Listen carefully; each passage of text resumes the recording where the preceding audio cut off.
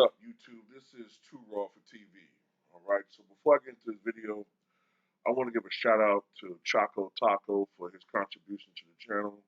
All right. Much respect, Choco Taco, for contributing and showing love to his channel. Anybody else that wants to contribute, want to show love to this channel, you can do so. The link in the description box below. The links in the description box below. Also, I want to thank everybody that signed up to the Patreon.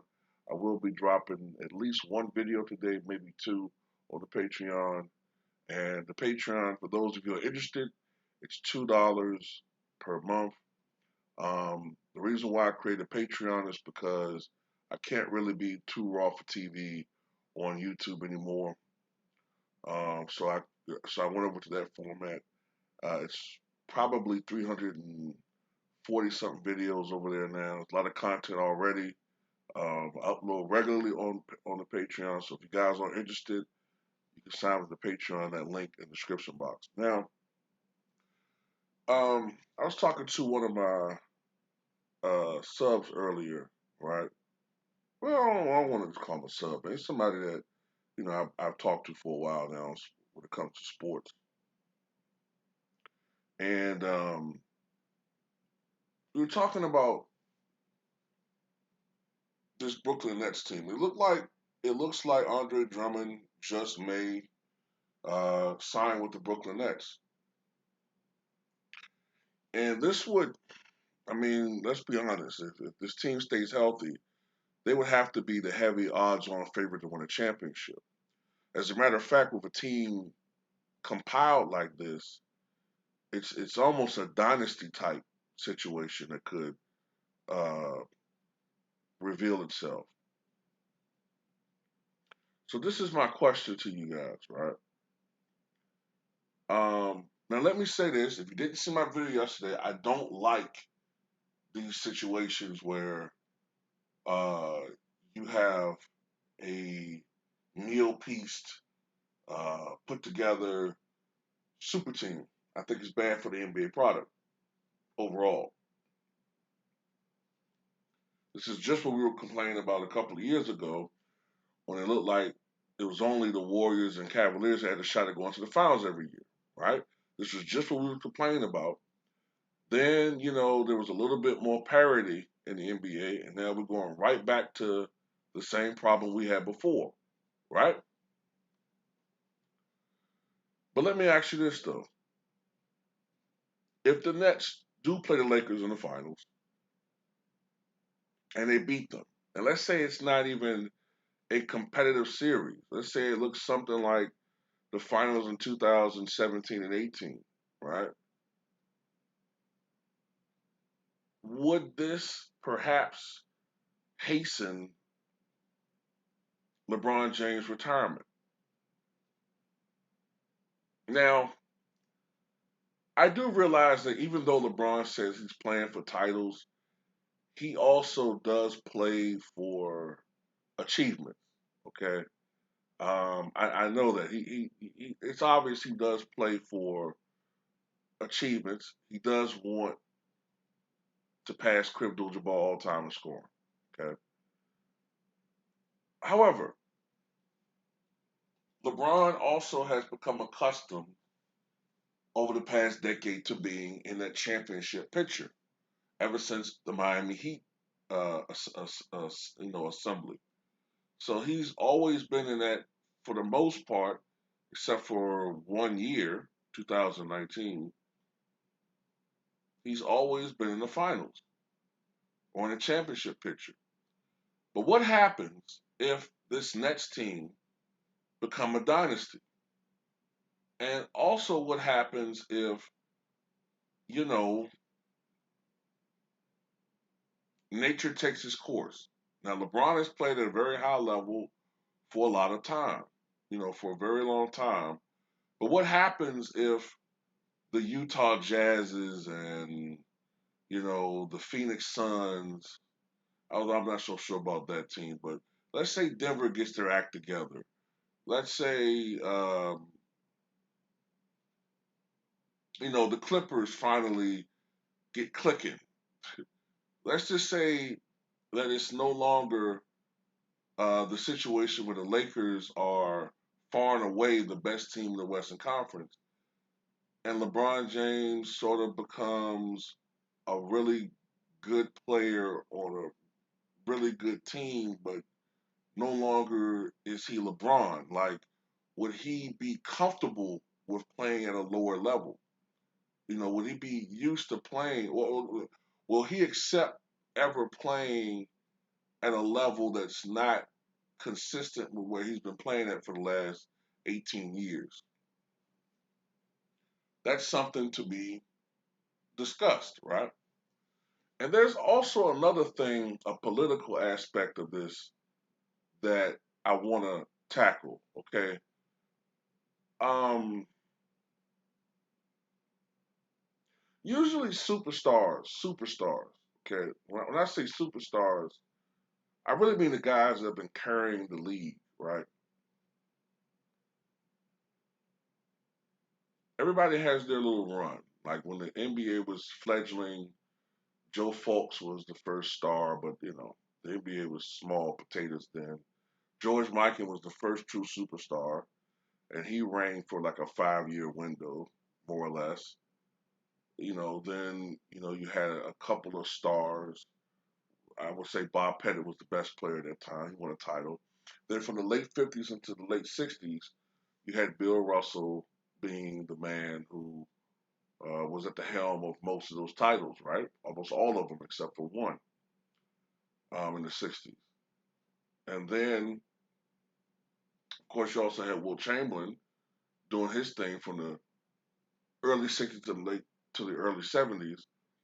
And then Kareem was carrying the league for most of the 70s when a lot of players was over in the ABA. Then Dr. J, being that he had that personality more suited to be an ambassador, and sort of face the league more so than Kareem. He was keeping the league afloat after the ABA NBA merger. And then, of course, during the 80s, it was the league carried by Magic and Larry. But there were also many, many other stars in the NBA under them. Okay. Of course, George Gervin and Adrian Dantley and Alex English and later on Michael Jordan, Dominique Wilkins, Isaiah Thomas, many, many other stars. It was a star-studded NBA with many great scorers and rebounders and shot blockers, you know.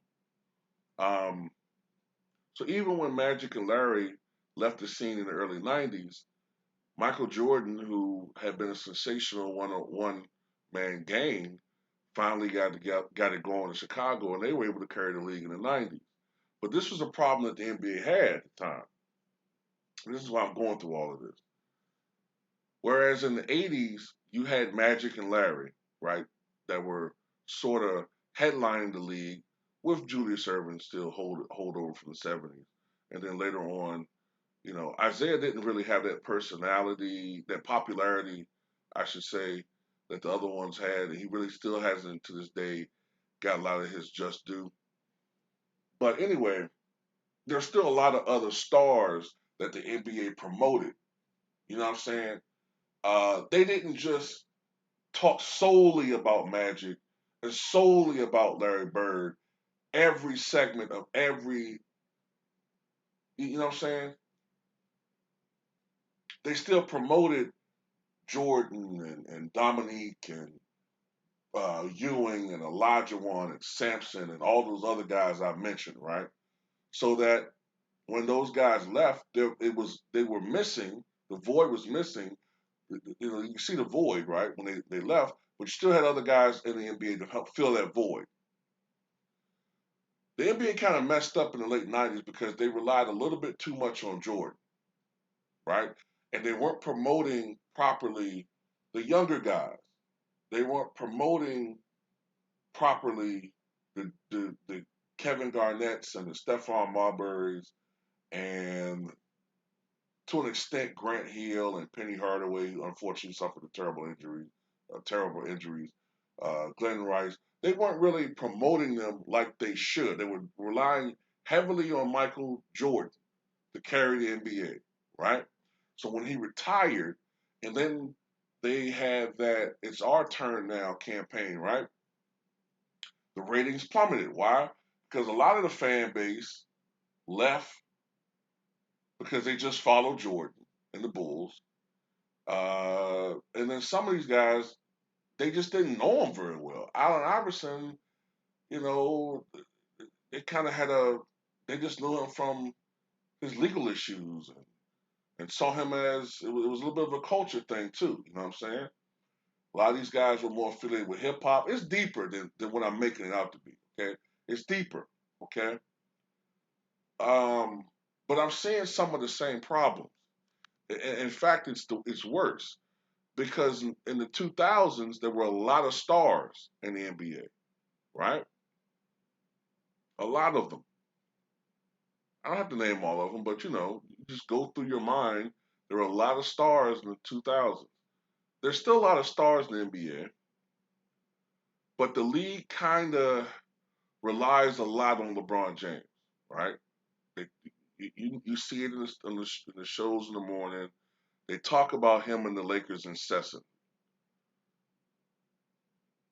So what happens if he goes away?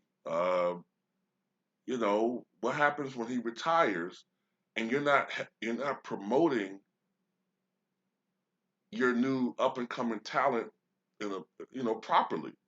Zion Williamson should be talked about more than what he is. He's their future. Trey Young should be talked about a lot more. Do anybody really follow the Atlanta Hawks at all? Do they document them? Do they really talk about them? No, they're not. They're not doing a good job. ESPN, Fox Sports, they're not really doing a good job uh, the way they handle the NBA. The NBA's not doing a good job. So I can see some of the same problems occurring when LeBron James retires. Now, this is something I do wonder though. In the past, LeBron James used to get a lot of things that he wanted as far as trades. I'm noticing a lot of players that they could get, they're not signing with the Lakers or whatever team LeBron's on. And the league can strong arm and say that a move is unfair. They did it when Chris Paul was supposed to be traded to the Lakers. David Stern stepped in and said that's not fair, right? Although there was some other things involved too. I think it was that they wanted to face a star with the New Orleans Pelicans because this was still the post Katrina era, and they wanted a star to kind of keep that franchise afloat. But still, they stepped in, right? Nobody stepped in and stopping Andre Drummond from potentially signing with the Brooklyn Nets or whoever else might want to sign with them. So what I'm wondering is a little bit is, does the NBA on some level kind of want a new face or new faces?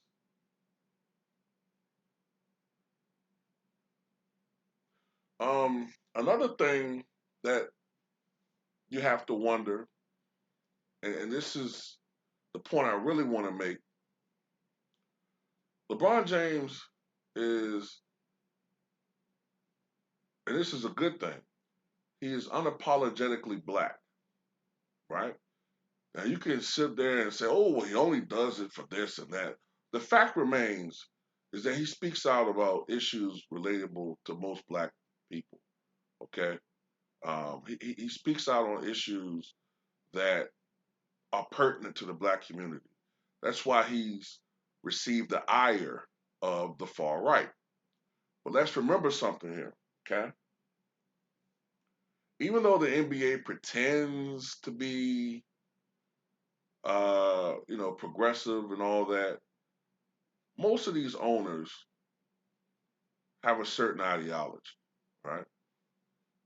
And if you're an NBA owner, and or if you're on the uh, what is the board that the owner, I mean, that the commissioner communicates with. Is it not the board of directors? What is it? The League of Owners, whatever the hell it's called. The when he's communicating with them, we look at all 30 owners. Probably 25 of them are right wing, right? Some of them are left, but most of them are right wing. I don't put it past some of these owners to purposely do shit to fuck over a guy like LeBron. You know, you know what I'm saying? Like killing a trade that would help the Lakers, any move that would help them because LeBron has a certain stance that they don't like. You know, plus if you're part of another franchise and you know your team hasn't really done much, why the fuck am I going to do something to help the Lakers with all the publicity that they get? You know, I'm just being honest. You know what I'm saying? I know, like I said, the NBA pretends to be progressive, but I don't buy it. The NBA goes out of its way to try to increase its white fan base. They changed the game. They brought in European players. When the Malice at the Palace happened, they did all these rules and said you had to dress a certain way and you had to wear suits. And even though guys come out there now wearing goddamn Star Wars outfits and shit, but still, they did everything they could to try to clean the game up. You know what I'm saying? They made Steve Nash the face of the NBA. So all this shit about progressive and they're, you know, that they understand. I don't buy any of that bullshit, man. You know, it looks good. You know what I'm saying? A lot of stuff they're doing because uh, 80% of their players are black. Players have a lot of power now. They speak out, so they're on a good front. But at the end of the day, the people who are in charge of these leagues, the plantation owners, they have a certain ideology. So yeah, I can see if the plantation owners see one of their, I don't, well, you know, I'm not going to call him a slave, but well, well compensated indentured servant, and he has a certain viewpoint or says certain things that they don't like. Yeah, I mean, I can see it. You know, T. Jordan never was political.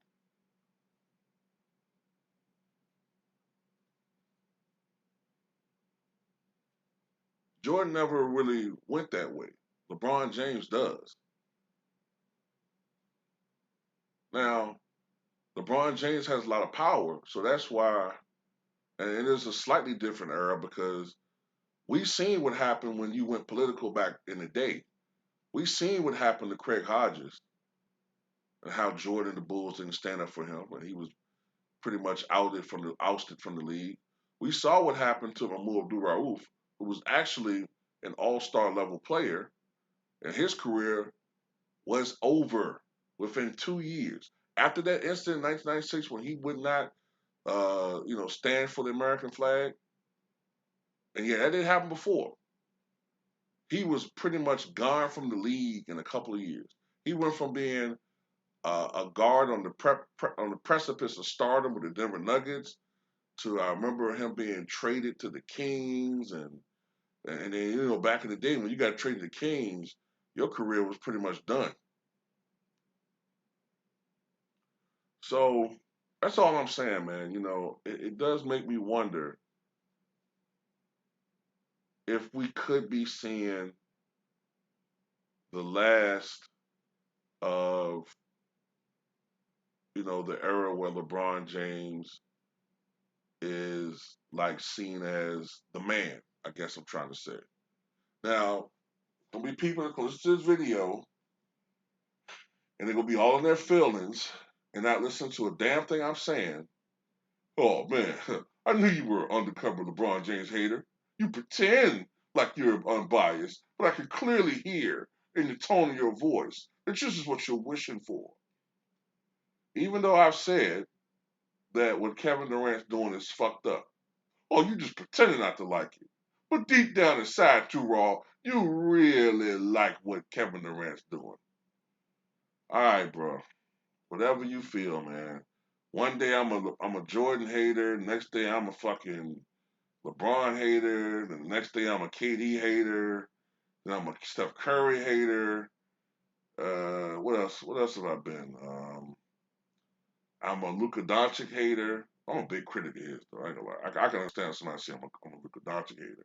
I don't feel sorry. Look, if you think I'm a Luka Doncic hater, I don't give a fuck. You know what I'm saying? But all these other dudes, whatever. But tell me what you guys think.